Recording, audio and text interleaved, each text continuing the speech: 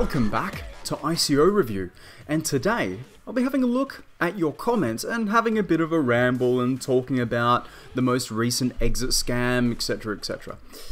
So first of all, let's turn our attention to CoreX. Now, we made a video here on the channel about CoreX. When was it? It was a couple of weeks ago. And we've, of course, got a few other comments on this video that I'll answer in a moment. However, it's really this thread here that I'm concerned with. So for those of you that have missed this news or are aware of the CoreX ICO, etc., there did end up being an exit scam, and you can see Boran commenting here. And you were right, my friend, they suddenly closed their website and got scammed. And there are some people there in the group. Let's have a look at the Telegram, shall we? And really what I was trying to find here was some of the amounts that some people lost. So I do know that one person sunk in, I think it was $6,000 into CoreX. So that sucks for them. That really is painful for them. I like this comment here. Daryl's been commenting about the video that I did and my suspicions, etc. What is Andy or who? What is Andy? But that's beside the point. So this sucks. This sucks. And what can we do? Look, I've got an idea or two about what we can do about exit scams. However, I'm concerned about putting the idea out on YouTube and in Telegrams, etc. Just in case the scammers decide they want to take that as their next opportunity. So if you're out there and you have experience with DApps and you have experience with programming on the Ethereum or even the Neo blockchain, hit me up. Or if you know somebody, hit me up. You can get me on Telegram or message here, and all of the relevant links will be in the description. And the extremely low rating that it had on ICO Bench does make me happy to an extent. But you know, have a look at CoreX, for instance. Now they've got a 2.3, a 2.3 on ICO Bench. And now, who's to say how much they really raised? I don't know. I can't comment on that. Perhaps we can check that out by getting the contribution address and seeing how much ETH actually went into that wallet. But as it stands right now, I don't know how much they actually raised. But you consider a 2.3, if it's anything like Glupex, it was more like, you know, 1 million or 500,000, you know. It's a lot of money that people are losing here. And then we take like smaller projects with much better ratings that check out.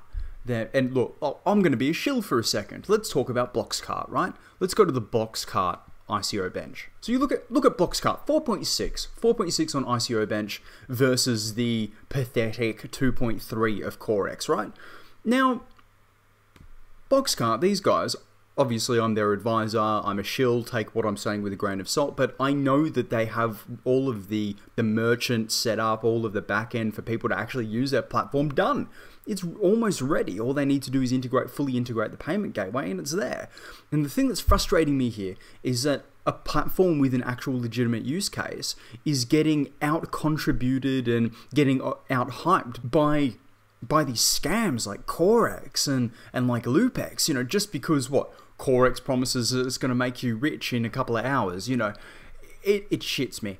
And it's less of a comment on the ICO space and more of a comment on just people in general. People want to get rich quick, but it means these good quality, lower hyped ICOs are losing out, and it's a shame. So on that note, I'm going to start trying to be a little bit more vocal about projects that I think are scamish, or at least so high risk that it rings that LoopX, CoreX kind of alarm bell for me. Speaking of, let's have a look at Lemmon. Now, I will say that the landing page of their site, pretty cool. I'm pretty down with it. So what are these guys all about? Allegedly, it started in 2016 with a purpose to provide a source of passive income for everyone by working on the idea of building a sustainable system. We quickly noticed that we could realize our project with cryptocurrencies and a system called lending. Okay, I don't care how you phrase it. I don't care how you phrase it. It's a lending platform. It's a lending platform with, let's go for a scroll, where's the team? Where is the team? And yes, I realize I'm skipping all of the meat and veg here. I'm skipping all of the important details. But where is the team? Because that's really the hallmark of a lot of these exit scams. Lending platform, word it however the hell you want to word it, and no team. Now, here's an interesting touch. It's time for a grown-up lending platform with a serious business model behind it. Thomas, CEO. Where's Thomas? So we had that lovely quote from Thomas, the CEO, but I'm working my way backwards through the white paper here, because usually these things are at the back of the white paper, the team, and I can't see. There's another quote from Thomas. Everyone says this one is not like the other, but an ICO is an ICO. We are a company with a serious business model, and really their white paper, the content of their white paper is quite compelling. But I just can't trust them. I just can't trust them. Lars, co-founder and creative director, but where's the team? Where's the LinkedIn? Let's go to LinkedIn. So I can't find anything on ICO Bench for the company or for people in the company. So it's great that you have random names in the white paper, guys, but I need you to back it up. And I'm really at the point now with ICOs where I'd rather ask forgiveness than permission. I'm extremely happy and open to being proved wrong. But when it comes to things like this, where the room for them to be a scam is far too much, I'm gonna have to crack down a little bit harder than what I have been. So for now, your icon looks like a fidget spinner, and I don't trust you. I'm sorry. So with all of that being said, and that ramble out of the way, like where do we draw the line for transparency? That's not a start of a new topic. That really is a genuine question. Where do we draw the line for transparency? Nobody knew the devs of Bitcoin when Bitcoin launched, and now look at it. Now, maybe that gets a pass because it was the first one. However, now, the precedence really is lending platforms without a team disproportionately end up being scamish. They end up being scams. But then, where's room for a more old school or more traditional business model where it's not the team that's important, where it's the end product that's important? These are questions. Comment down below or send me a tweet if you're on the podcast. I genuinely want to hear what you all have to think on this, because as it stands right now, I am lost and I'm frustrated. But I got frustrated and I lost my face cam, so I do apologize for that one. Anyway, that's enough ranting. Let's get around to some of those damn comments, because I've kept you waiting long enough. Right, so as per normal, I'll answer the ICO questions and any comments that just stick out to me. But to keep it simple, we'll do the project, we'll do the value proposition, and in line with today's video, we'll do is it a scam, shall we? Well, let's change that to chances of being a scam. Chances of being a scam. It's good to see comments from Selena Worrell and the CMO of Titanium, actually. Otomitus. Local coin swap. So I invested in local coin swap. Hopefully I won't regret it. Would be good to see a review on it. I hope you don't regret it too, Oto. But as always, it's a gamble. It's a roll of the dice here in the ICO space. So local coin swap. What is the concept? Traders can purchase any cryptocurrency directly. Simply sign in to local coin swap instantly and without unnecessary verification. Search a whole variety of cryptocurrency ads for the best deal. Agree on the payment method and enter into a trade. Local coin swap holds the cryptocurrency in escrow while direct payment is made between traders. And once payment arrives, the cryptocurrency is released to the buyer and the trade is complete. That's interesting.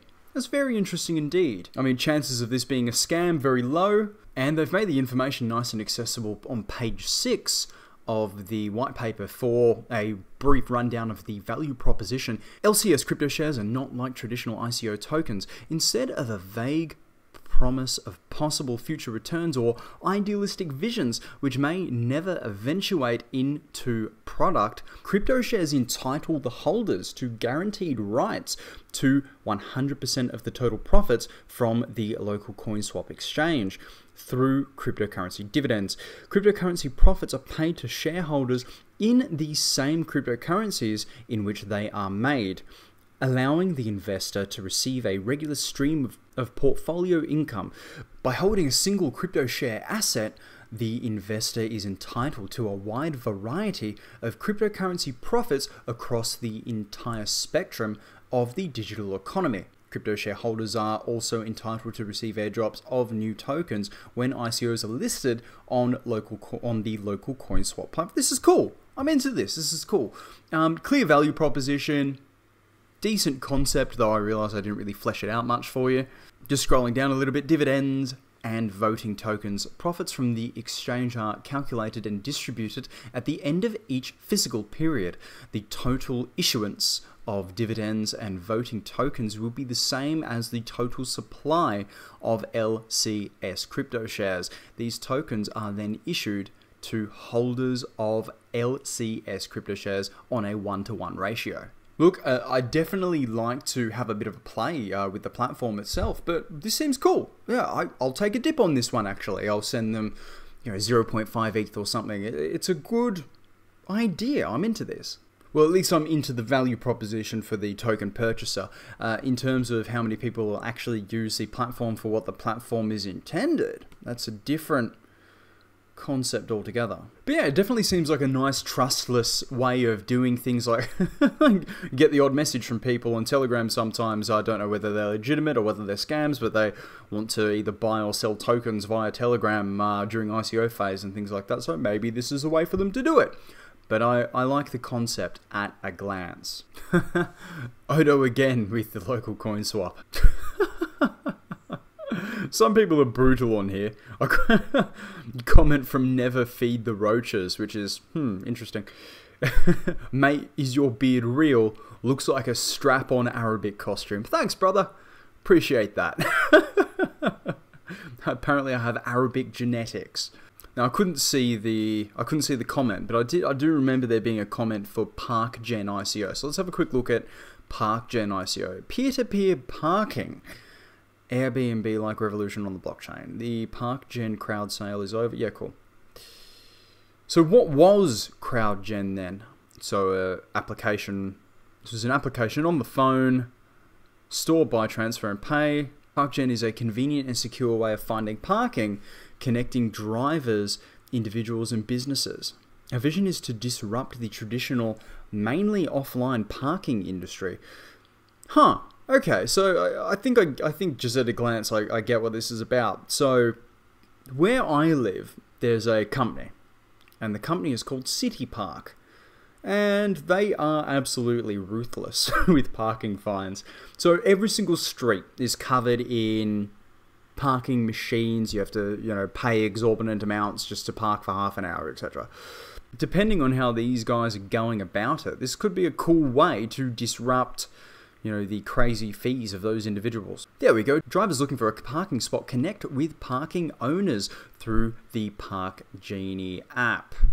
Once a driver reserves a parking spot, the reservation triggers the Parkgene smart contract on the Ethereum blockchain network. Well, that's cool. You can have a long-standing reservation, which makes sense in bigger cities, especially if you're always trying to fight for a localized parking spot when you go to work every morning. No, this is cool.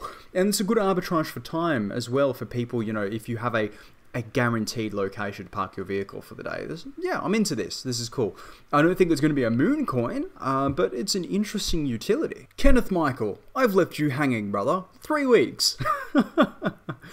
I'm not going to answer all of these ICOs, but I will have a look at some for you. So let's start with OTPPAY. OTPPAY. Right, here we go. OTPPAY. What are we dealing with? Next generation crypto banker. OTPPAY, Android demo and app, and bounty campaign. Huh. So it's a merchant payment system. I'm into this. I'm into merchant payment systems. Anything that brings crypto payments to the forefront, I'm down with because it helps spur adoption. So QR-based merchant payment, merchants will be provided with the unique identification code emblem with the QR code so that users instantly transfer the payments just by scanning the QR. So standard QR tech. By using our OTPPAY e-commerce solutions, merchants and customers can enjoy the 10x times faster transaction. OTP also provides escrow mechanism for our e-commerce customers so that they can perform the order booking with a payment guarantee. Yeah, sweet. So tap pay, Credit rating system, which I think is cool. Lending option, our merchants can lend 2x to 5x amount of monthly sales as short-term credit. The lending limit will be calculated by the merchant sales performed and the CCR score and repayment schematic. So you can get small business loans essentially as well through this. So where is the value proposition? And in terms of the value proposition for the investor, a little bit more straightforward, that this is a basic utility token. So the value of the token will be intrinsically tied to the demand for the platform. What was the next one, Kenneth? What are we dealing with? Let's go Gilgamesh. Let's have a look at Gilgamesh. 4.3 on ICO bench, not bad. Knowledge sharing social platform powered by Ethereum smart contracts and blockchain technology. The network shifts the way readers, critics, and authors communicate and connect with one another. Using the Gilgamesh platform, users can gain and transfer knowledge in a protected environment that encourages widespread learning and education. Okay, very niche. Let's have a quick look at the site. So, knowledge-based sharing social network, productive interactions and engagements on the Gilgamesh platform earns users GIL token on the Ethereum blockchain through smart contracts. They can spend GIL tokens on in-app goods and services or to vote on the governance of the platform. Interesting. Okay. I wonder what these in-app goods and services are then. Social app, fantastic. So you can purchase books on here, which makes sense because it's literary based. Books have become our main source of knowledge for thousands of years. However, with the advent of new technologies and the internet, there is no simple, meaningful, and productive platform that encourages book readers and authors to connect, engage. Oh yeah, cool. Okay, so it's very niche. Cutting out publishers makes sense. So really, to support these guys, I would need to see, some sort of strategy as to how they're onboarding large publishers or service providers, authors, etc. However, this is the only one of its kind that I've seen. So maybe they have first mover advantage. And they have been killing the advertising. I've seen them on Facebook. I've seen them on Facebook Messenger. I think they popped up on my Instagram. So they're definitely getting out there, which will hopefully spur, user adoption. But we shall see. To try and keep with the running theme, chances of being a scam feels like none, absolutely none. These guys seem really quite legitimate. And of course, the token itself intrinsically tied to platform adoption. Gil token is a utility token meant to be used on the Gilgamesh platform.